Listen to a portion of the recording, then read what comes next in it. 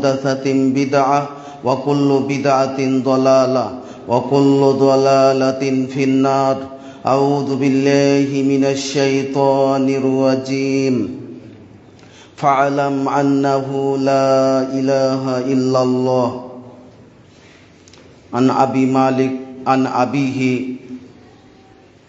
قال سمعت رسول الله صلى الله عليه وسلم يقول من قال لا إله إلا الله وكفر بما يعبد من دون الله حرم ماله ودمه وحسابه على الله رواه মুসলিম। সম্মানিত জুমা মসজিদের উপস্থিতিগণ, সর্বপ্রথম আমরা আল্লাহর প্রশংসা করি, সকলে পড়ি আলহামদুলিল্লাহ। অতঃপর রাসূল সাল্লাল্লাহু আলাইহি ওয়াসাল্লামের উপর শতকোটি সালাত ও সালাম অবতীর্ণ হোক। আল্লাহুম্মা সাল্লি আলা মুহাম্মাদি ওয়া আলা আলি মুহাম্মাদ। আজকের জুমার দিনে খুতবার বিষয় আল্লাহর পরিচয়। এই বিষয়ে কোরআন মাজিদ ও সহিহ হাদিস থেকে গুরুত্বপূর্ণ তথ্য ও তথ্যবহুল আলোচনা করার চেষ্টা করব ইনশাআল্লাহ। ওয়ামা তৌফিকি ইল্লা বিল্লাহ আলাইহি তাওয়াক্কালতু ওয়া ইলাইহি উনীব। রব্বি ইশরাহ লি সাদরি ওয়া ইয়াসসির লি আমরি ওয়াহলুল উকদাতাম মিন লিসানি ইয়াফকাহু কওলি রব্বি জিদনি ইলমা। জুমার দিনের অনেক গুরুত্ব রয়েছে। জুমার দিনে সবসময় আজানের পূর্বেই মসজিদে আসার চেষ্টা করতে হবে। আবু হুরায়রা রাদিয়াল্লাহু তাআলা আনহু বলেন, রাসূল সাল্লাল্লাহু আলাইহি ওয়াসাল্লাম বলেছেন, ইদা কানা ইয়াউমুল জুমআ কানা আলা কুল্লি বাবিন মিন আবওয়াবিল মসজিদ। রাসূল সাল্লাল্লাহু আলাইহি ওয়াসাল্লাম বলেন, যখনই জুমার দিন প্রবেশ করে তখনই জুমা মসজিদের দরজাগুলোতে ফেরেশতাগণ মালায়েকাগণ উপস্থিত হয়ে যায়। ইয়াকতুবুনাল আউয়াল ফাল আউয়াল। তারা মসজিদে যারা জুমার সালাতের জন্য আসে তাদের নাম এক এক করে লিপিবদ্ধ করতে থাকে। এরপরে রাসূল সাল্লাল্লাহু আলাইহি ওয়াসাল্লাম বলেন, ফাইদা জালাসাল ইমামা তাওয়াউস সুহুফা ওয়া জাউ ইয়াস্তামিউনা যিকরা। যখনই ইমাম সাহেব মিম্বারে খুতবা দেওয়ার জন্য বসে যায় তখনই ফেরেশতাগণ মালায়েকাগণ তাদের রেজিস্টার, তাদের খাতা তারা বন্ধ করে দেয়। ওয়া জাউ ইয়াস্তামিউনা যিকরা, এবং তারাও জিকির শোনার জন্য উপস্থিত হয়ে যায়। তারাও জিকির শোনার জন্য তারাও হাজির হয়ে যায় এবং জিকির শুনতে থাকে। সহিহ বুখারী 3211 নম্বর হাদিস। এই হাদিসে বোঝা যাচ্ছে যারা আজানের পরে মসজিদে আসে, ইমামের খুতবা শুরু হওয়ার পরে যারা মসজিদে আসে, তারা ফেরেশতাদের খাতায় যে নাম লিপিবদ্ধ হয় এটা থেকে তারা বঞ্চিত হয়ে যায়। তাদের ফেরেশতাদের রেজিস্টারে নামটা উঠে না। তাই আমরাকে জুমার দিনে সব সময় আজানের পূর্বে আসার চেষ্টা করতে হবে। যারা আজানের পরে আসে, যাদের এইভাবে আজানের পরে খুতবার শেষ দিকে এসে অভ্যাস গড়ে তুলেছে, তারা জান্নাতে যেতে পিছনে পড়ে যাবে। জাবের বিন সামরা রাদিয়াল্লাহু তাআলা আনহু বলেন, রাসূল সাল্লাল্লাহু আলাইহি ওয়াসাল্লাম বলেছেন, উহজুরুজ যিকরা ওয়াদনু মিনাল ইমাম। তোমরা জিকির শোনার জন্য উপস্থিত হও এবং ইমামের নিকটবর্তী হও। ফাইন্নার রাজুলা লা ইয়াজালু ইয়াতাবাআদু হাত্তা ইউআখিরা ফিল জান্নাহ। কারণ যারা যে সমস্ত লোকেরা অভ্যাস গড়ে তুলেছে আজানের পরে মসজিদে যাওয়া, খুতবার শেষ দিকে যাওয়া, অথবা শুধু জুমার সালাতটা ধরা, এদের ব্যাপারে রাসূল সাল্লাল্লাহু আলাইহি সাল্লাম বলছেন এরা জান্নাতে যেতেও পিছনে পড়ে যাবে। আমরা এই হাদিসের মাধ্যমে বুঝতে পারছি যে জান্নাতে অগ্রভাগে যেতে হলে আজানের পূর্বে আসার চেষ্টা করতে হবে, খুতবা শোনার চেষ্টা করতে হবে। আবু দাউদ 1108 নম্বর হাদিস। আমরা বিষয়ের দিকে চলে যাব। আল্লাহর পরিচয়। অধিকাংশ মানুষ দেখা যাচ্ছে বর্তমান সময়ে তারা দিনের পর দিন দুনিয়ার দিকে ছুটে যাচ্ছে, আল্লাহর পথ থেকে অনেক দূরে, তারা মসজিদ থেকে অনেক দূরে, তারা সালাত সিয়াম হজ যাকাত এগুলো থেকে অনেক দূরে। এর কারণ হচ্ছে এরা মূলত আল্লাহকে চিনে না, আল্লাহর পরিচয় জানে না। যারা আল্লাহকে চিনে, যারা আল্লাহর পরিচয় জানে, যারা প্রকৃতপক্ষে আল্লাহকে চিনে, তারা কখনো 5 ওয়াক্তের ফরজ সালাত ছাড়তে পারে না। যেগুলো আল্লাহর ফরজ বিধান এইগুলো তারা কখনো ছেড়ে দিতে পারে না। মহান আল্লাহ বলেন সূরা মুহাম্মদ 19 নম্বর আয়াত, ফালাম আন্নাহু লা ইলাহা ইল্লাল্লাহ, হে মুহাম্মদ আপনি জেনে নেন যে আল্লাহ ছাড়া কোনো সত্য মাবুদ নাই। আল্লাহ তাআলা এখানে প্রথমে মুহাম্মদ সাল্লাল্লাহু আলাইহি সাল্লামকে জানতে বলছেন। এর মানে আমরাকে প্রথমে শিক্ষা অর্জন করতে হবে, আল্লাহর পরিচয়ের বিষয়ে আমরাকে জানতে হবে। আল্লাহ তাআলা এখানে প্রথম শব্দ উল্লেখ করেছেন ফালাম, জেনে নিন। তাহলে আমরাকে জানতে হবে কি বিষয়ে জানবো? আন্নাহু লা ইলাহা ইল্লাল্লাহ, জেনে নিন আল্লাহ ছাড়া সত্য কোনো মাবুদ নাই। আল্লাহর পরিচয় এখানে আল্লাহ তাআলা জানতে বলছেন। আনাস রাদিয়াল্লাহু তাআলা আনহু বলেন, রাসূল সাল্লাল্লাহু আলাইহি ওয়াসাল্লাম বলেছেন, লাউ তা'লামুনা মা আলামু লা দাহিকতুম কালিলা ওয়ালা বাকাইতুম কাসীরা। রাসূল সাল্লাল্লাহু আলাইহি ওয়াসাল্লাম বলেন, আমি যেভাবে আল্লাহকে জানি তোমরা যদি সেইভাবে আল্লাহকে জানতে তাহলে তোমরা কম কম হাসতে এবং বেশি বেশি কাঁদতে। সহিহ বুখারী 6486 নম্বর হাদিস।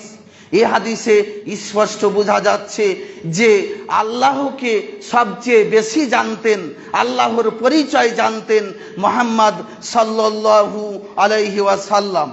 আল্লাহর পরিচয় আল্লাহ তাআলা অন্যত্র বলেন, ওয়া আন্নাহু হুয়া আদহাকা ওয়া আবকা। আল্লাহ হচ্ছে তিনি যিনি মানুষকে কাঁদাতে পারেন, যিনি মানুষকে হাসাতে পারেন। ওয়া আন্নাহু হুয়া আদহাকা ওয়া আবকা, যিনি মানুষকে হাসাতে পারেন, যিনি মানুষকে কাঁদাতে পারেন। এরপরে মহান আল্লাহ বলেন, ওয়া আন্নাহু হুয়া আমাতা ওয়া আহইয়া।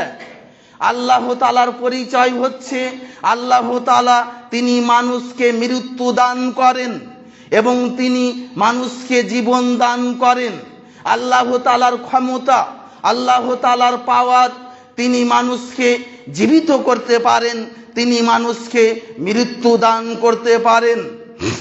মহান আল্লাহ অন্যত্র বলেন, ইন্নাল্লাহা হুয়ার রাজ্জাকু যুল কুওয়াতিল মাতিন। নিশ্চয় আল্লাহ হচ্ছে তিনি যিনি রুজিদাতা, যিনি মানুষকে রুজি দান করেন, যিনি প্রবল ক্ষমতার অধিকারী। সূরা জারিয়া 58 নম্বর আয়াত। এই আয়াতে আল্লাহ তাআলা বলছেন তার পরিচয় তিনি রুজি দানকারী, তিনি রুজিদাতা, তিনি মানুষকে রুজি দান করেন। এমনকি সারা পৃথিবীতে মানুষ ছাড়া যত জীবজন্তু প্রাণী রয়েছে সবকে তিনি রুজি দান করেন, তিনি রুজিদাতা। অথচ অনেক মানুষ, বিশেষ করে কিছু বক্তা রয়েছে এবং কিছু মসজিদের ইমাম সাহেব রয়েছে, তারা মনে করে যে রুজিদাতা হচ্ছে জনগণ, খাদ্যদাতা হচ্ছে জনগণ। অতএব মসজিদের আমাকে ইমাম রেখেছে, এর মানে জনগণের, মসজিদের সভাপতি, ক্যাশিয়ার, মসজিদের যারা অধীনে রয়েছে তাদের কথা মতো আমি যদি না চলি তাহলে আমার রুজি বন্ধ হয়ে যাবে, আমাকে মসজিদ থেকে তাড়িয়ে দিবে। অনুরূপভাবে কিছু বক্তা মনে করে যে আমাকে জালসায় রাখছে, যেইভাবে আমাকে কথা বলতে বলছে ওইভাবে বলতে হবে, আমি কোরআন সুন্নাহর সত্য কথা মানুষের নিকট পেশ করব, এই কারণে আমাকে জালসাতে নাও ডাকতে পারে, আমার রুজি বন্ধ হয়ে যাবে, আমার রুজি তাদের হাতে। তাহলে এরা মনে করছে যে খাদ্যদাতা, খাদ্যদানকারী হচ্ছে জনগণ। এটা সরাসরি মিথ্যা কথা, এটি ইসলাম বিরোধী কথা। কারণ আল্লাহ তাআলা এখানে বলছেন যে তিনি হচ্ছেন রুজিদাতা। এমনকি মক্কার কাফের মুশরিকের আকীদাও এরকম ছিল না যে জনগণ, মানুষ হচ্ছে রুজিদাতা। তাদের বিশ্বাস ছিল, তাদের আকীদা ছিল আল্লাহ তাআলা রুজি দান করে। এ কথা আল্লাহ তাআলা কোরআন মাজিদে উল্লেখ করেছেন। আমরা বলছিলাম যে আল্লাহর পরিচয়, তিনি মানুষকে রুজি দান করেন। অতএব কোরআন সুন্নাহর কথা মানুষকে সামনে রেখে মানুষ যেভাবে বলতে বলবে ওইভাবে বলতে হবে এমন না।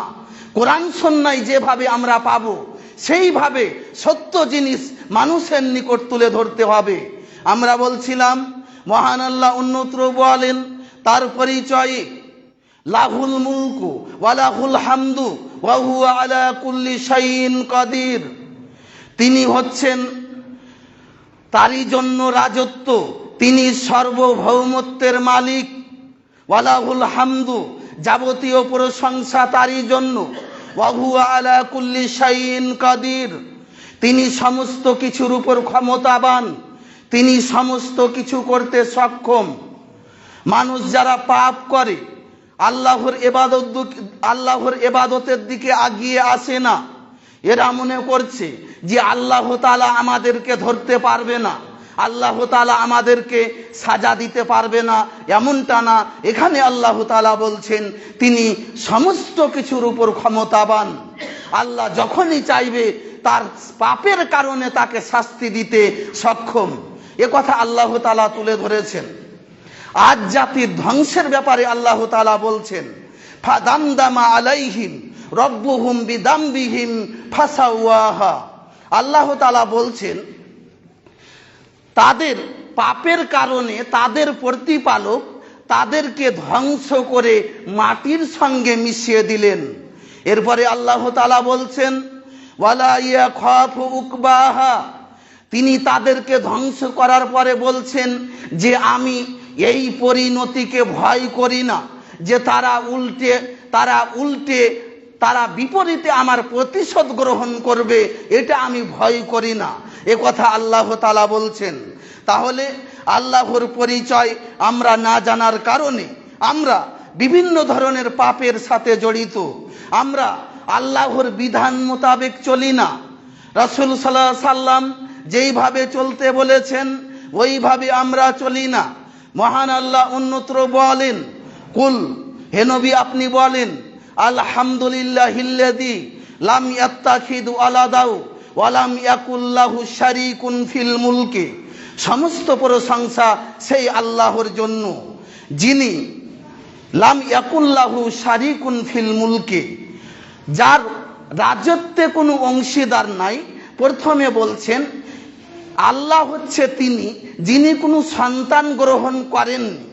এরপরে বলছেন যে তার রাজত্বে কোনো অংশীদার নাই, যে কারো সাহায্য ছাড়া তিনি আসমান জমিন পরিচালনা করতে পারবে না, এ কথা না। আল্লাহ তাআলা কোনো মানুষ, ফেরেশতা, যত সৃষ্টি জীব রয়েছে তাদের কোনো সাহায্য ছাড়াই তিনি আসমান জমিন পরিচালনা করছে, এ কথা আল্লাহ তাআলা এখানে বলছেন। এরপরে বলছেন ওয়ালাম ইয়াকুল্লাহু ওয়ালিউম মিনাদ-দুল্লি, তিনি কখনো অপারগ হন না, তিনি কখনো দুর্দশাগ্রস্ত হন না, যে তার অভিভাবকের প্রয়োজন হতে পারে, তার সাহায্যের প্রয়োজন হতে পারে। ওয়াকাব্বিরহু তাকবীরা, অতএব পরিপূর্ণরূপে আপনি আমার বড়ত্ব ঘোষণা করুন। সূরা বানী ইসরাইল আয়াত নাম্বার শেষ নাম্বার আয়াতে এই কথাগুলো পেয়ে যাবেন। আমরা বলছিলাম যে আল্লাহর পরিচয় আমরা না জানার কারণে মূলত বিভিন্ন ধরনের পাপে জড়িত, আল্লাহর বিধান মোতাবেক আমরা চলছি না। আমরা বিষয়টি বুঝার পরে আমল করার চেষ্টা করি। আমিন।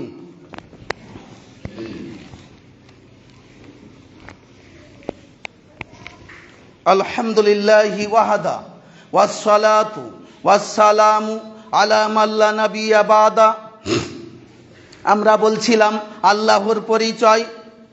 সূরা মুহাম্মাদের 19 নম্বর আয়াতে আল্লাহ তাআলা আমরাকে জানতে বলেছেন আল্লাহ ছাড়া সত্য কোনো মাবুদ নাই। লা ইলাহা ইল্লাল্লাহ, আল্লাহ ছাড়া কোনো মাবুদ নাই। এই অর্থ করলে অনুবাদ ভুল হবে, কারণ পৃথিবীতে অনেক ইলাহ রয়েছে, অনেক মাবুদ রয়েছে, যেগুলোর মানুষ পূজা করে থাকে, যেগুলোর মানুষ ইবাদত করে থাকে। অতএব এর অর্থ, সঠিক অর্থ হবে আল্লাহ ছাড়া সত্য কোনো মাবুদ নাই। আল্লাহ ছাড়া সত্য কোনো মাবুদ নাই, এ কথা আল্লাহ তাআলা আরো বলেছেন। মহান আল্লাহ বলেন, যালিকা বিআন্নাল্লাহা হুয়াল হক, আল্লাহ হচ্ছে সত্য, ওয়া আন্না মা ইয়াদউনা মিন দুনিহিল বাতিল। পৃথিবীতে যারা আল্লাহকে বাদ দিয়ে আল্লাহর পরিবর্তে অন্য জিনিসকে, অন্য মানুষকে, অন্য কিছুকে যারা আহ্বান করে, সেগুলো সবই বাতিল, সেগুলো সবই মিথ্যা। অনেক মানুষ রয়েছে যারা গাছের পূজা করে, অনেক মানুষ রয়েছে যারা মাজারে গিয়ে সাজদা দেয়, যারা মাজারে গিয়ে বাচ্চা চায়। তাহলে এরা যাদের নিকট চায় এগুলো সবই হচ্ছে মিথ্যা মাবুদ, সবই হচ্ছে ভিত্তিহীন। এ কথা আল্লাহ তাআলা বলছেন। তো আল্লাহ তাআলা লা ইলাহা ইল্লাল্লাহ এই অংশে তিনি দুটি কথা বলেছেন। প্রথমে না করতে বলেছেন, লা ইলাহা, কোনো ইলাহ নাই, কোনো মাবুদ নাই যার ইবাদত করতে হবে, ইবাদতের যোগ্য এরকম পৃথিবীতে কোনো মাবুদ নাই। ইল্লাল্লাহ, একমাত্র আল্লাহ। তাহলে প্রথমে আল্লাহ তাআলা নাকচ করতে বলেছেন। সূরা বাকারা 256 নম্বর আয়াতটি দেখেন, আয়াতুল কুরসির পরের আয়াত। মহান আল্লাহ বলেন, ফামাই ইয়াকফুর বিত্তাগুত ওয়া ইউমিন বিল্লাহ, যে ব্যক্তি তাগুতকে অস্বীকার করলো, আল্লাহ ছাড়া যাদের ইবাদত করা হয় সেগুলো সবই হচ্ছে তাগুত, সেগুলোকে আগে আল্লাহ তাআলা এখানে অস্বীকার করতে বলছেন।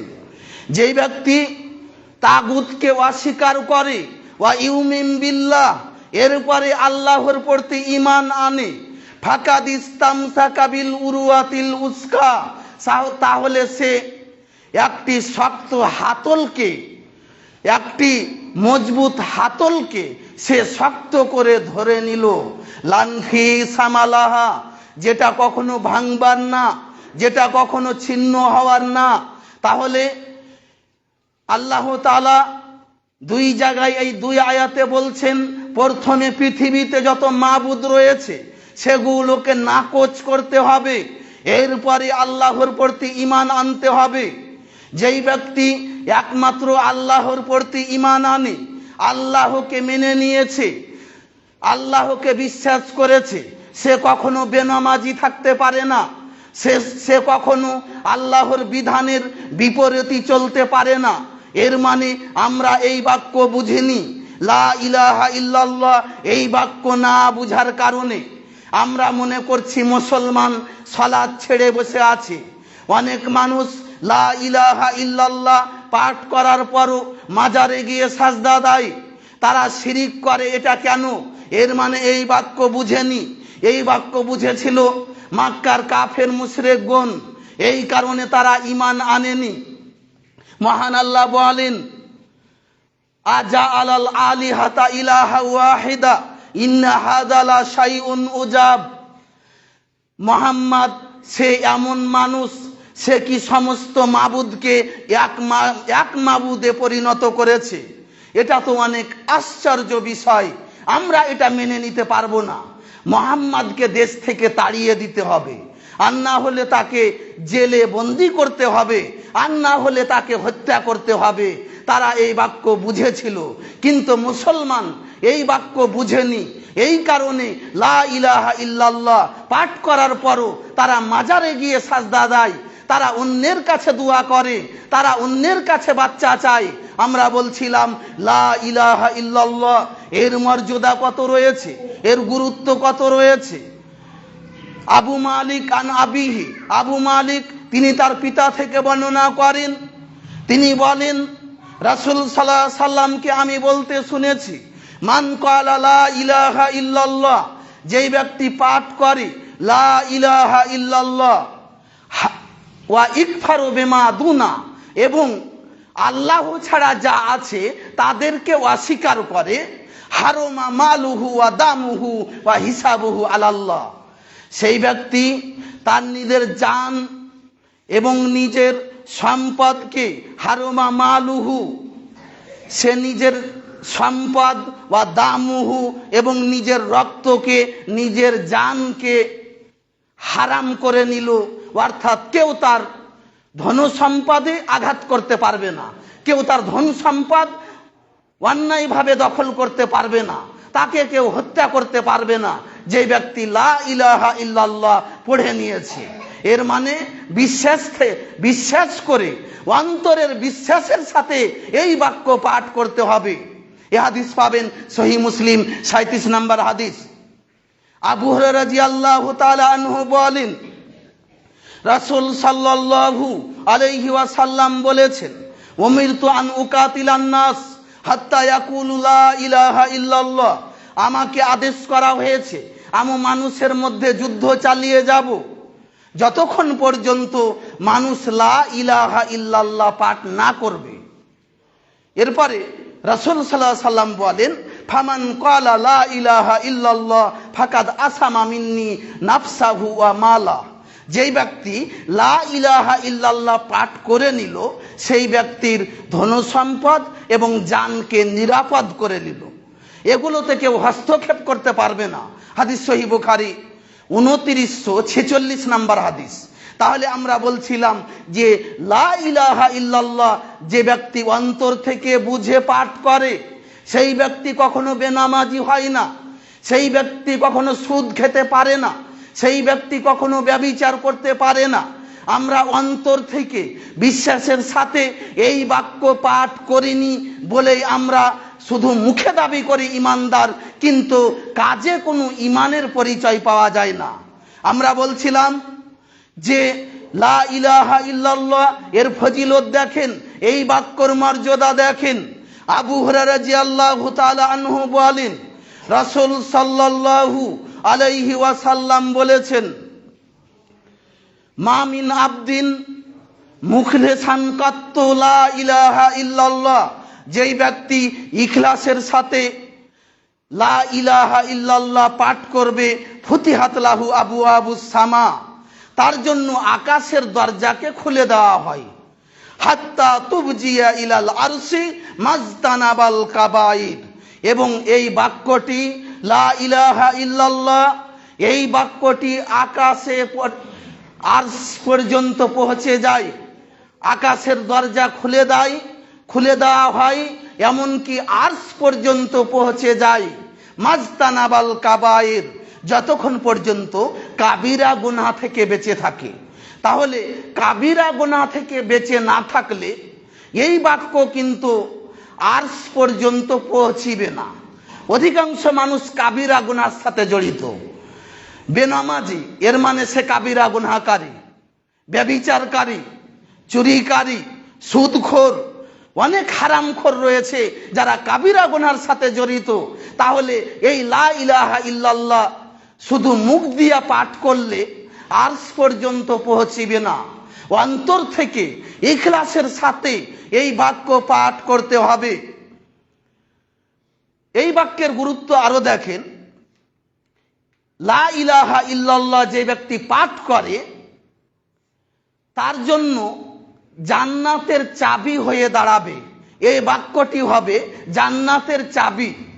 কিলালে ওয়াহাব ইবনে মুনাব্বি রাহমাহুল্লাহকে জিজ্ঞাসা করা হলো, আলাইসা লা ইলাহা ইল্লাল্লাহ মিফতাহুল জান্নাহ, লা ইলাহা ইল্লাল্লাহ কি জান্নাতের চাবি নয়? তিনি বললেন, কালা বালা, অবশ্যই লা ইলাহা ইল্লাল্লাহ জান্নাতের চাবি। আমরা এতদিন শুনে এসেছি যে 5 ওয়াক্তের সালাত হচ্ছে জান্নাতের চাবি, আর সালাতু মিফতাহুল জান্নাহ, এ হাদিস সহিহ নয়, এ হাদিস দুর্বল। জান্নাতের চাবি হচ্ছে লা ইলাহা ইল্লাল্লাহ। তাহলে তাকে জিজ্ঞাসা করা হলে তিনি বললেন যে অবশ্যই লা ইলাহা ইল্লাল্লাহ জান্নাতের চাবি, তবে শুনে রাখো ওয়ালাকিন লাইসা মিফতাহুন ইল্লা লাহু আসনান, অর্থাৎ প্রত্যেক চাবির দাঁত থাকে, তালা খোলার জন্য প্রত্যেক চাবির দাঁত থাকে। চাবি যদি থাকে আর যদি চাবির দাঁত না থাকে তাহলে তালা খুলবে না। তো যেই ব্যক্তি কিয়ামতের মাঠে চাবি এবং চাবির দাঁত নিয়ে উপস্থিত হবে তার জন্য জান্নাতের দরজা খুলে দেওয়া হবে, সুবহানাল্লাহ। কিন্তু যেই ব্যক্তি শুধু চাবি নিয়ে উঠলো কিয়ামতের মাঠে কিন্তু চাবির দাঁত তৈরি করতে পারেনি, এর জন্য জান্নাতের দরজা খুলবে না। হাদিস বুখারীতে বর্ণিত হয়েছে। চাবির দাঁত কোনগুলো? চাবির দাঁত হচ্ছে সালাত, সিয়াম, হজ, যাকাত, যত যাবতীয় ভালো আমল রয়েছে, যেগুলো ভালো আমল আল্লাহ তাআলা করতে বলেছেন এগুলো হচ্ছে চাবির দাঁত। যেগুলো আল্লাহ তাআলা নিষেধ করেছেন ওইগুলো থেকে বেঁচে থাকা হচ্ছে জান্নাতের চাবির দাঁত। আমরা মুসলমান দাবি করি কিন্তু অধিকাংশই তারা জান্নাতের চাবির দাঁত তৈরি করতে পারেনি। কিয়ামতের মাঠে শুধু লা ইলাহা ইল্লাল্লাহ দিয়ে নাজাত পাওয়া যাবে না। যদি পাওয়া যেত তাহলে আল্লাহ তাআলা এ কথা বলতেন না যে সমস্ত মানুষ ক্ষতিগ্রস্ত, সমস্ত মানুষ জাহান্নামী, ইল্লাল্লাযীনা আমানু, তবে তারা নয় যারা ঈমান এনেছে, ওয়া আমিলুস সালিহাত, এবং সৎ আমল করেছে। আল্লাহ তাআলা ঈমানের সাথে শর্ত করেছেন, লা ইলাহা ইল্লাল্লাহর সাথে শর্ত করেছেন যে সৎ আমল লাগবে। সময় প্রায় হয়ে গেছে। সৎ আমল যদি না থাকে, আপনি শুধু মুখে দাবি করেন যে আমি মুসলমান, লা ইলাহা ইল্লাল্লাহ পাঠ করেছি, জান্নাত পেয়ে যাব, জি না, এর সাথে সৎ আমল ছাড়া জান্নাত পাওয়া যাবে না। এখানে আল্লাহ তাআলা শর্ত করেছেন। আপনি যে নিজে মুসলমান দাবি করছেন তা আপনি কিসের ভিত্তিতে বলছেন? আপনি প্রমাণ করেন। আপনার তো কোনো সৎ আমল আমি দেখতে পাই না। আপনার 5 ওয়াক্তের সালাত নাই, আপনার মুখে দাড়ি নাই, আপনার হজ ফরজ হওয়ার পরে হজ নাই, আপনি রমাজান মাসে সিয়াম পালন করেন না। তাহলে কিসের ভিত্তিতে আপনি নিজেকে ঈমানদার দাবি করেন? কিসের ভিত্তিতে মনে করেন যে কিয়ামতের মাঠে আমি নাজাত পেয়ে যাব? আমরা বিষয়টি বুঝার পরে আমল করার চেষ্টা করি। এখান থেকে আমি খুতবা শেষ করছি, সময় হয়ে গেছে। আমরা এখন পর্যন্ত যারা সালাত আদায় করিনি, আল্লাহ আমাদেরকে 5 ওয়াক্তের সালাত আদায় করার তৌফিক দান করুন, আমিন। হে আল্লাহ, যারা অসুস্থ তাদেরকে অসুস্থতা থেকে আরোগ্য দান করুন, আমিন। আউযু বিল্লাহি মিনাশ শাইতানির রাজিম। বিসমিল্লাহির রহমানির রহিম। কুল হুয়াল্লাহু আহাদ